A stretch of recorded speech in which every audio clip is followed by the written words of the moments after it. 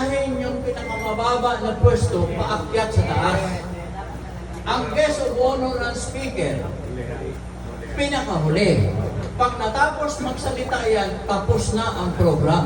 Ang ginagawa ninyo, nagsalita na nga ako doon, guest of honor ng speaker, may dagdag pa. May tinawag pa ulit doon, nagsalita ka. Kabastusan yun. Hindi yun po pwede.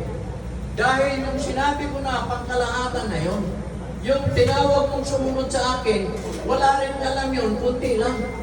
So dapat doon siya sa baba, tinawag na paakyat. So naiintindihan naman natin mga officer, maging guide natin yan, inumpisan ko na sa program kasi tagilid na tayo, malapit na November eh.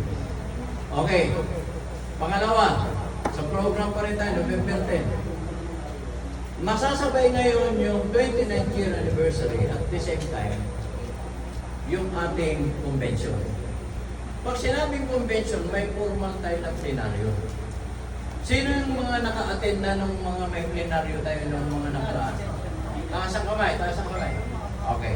So alam nyo na yung idea na tayo ngayon ay mag-ratify ng ating CBN. Mag-a-amend kung wala nang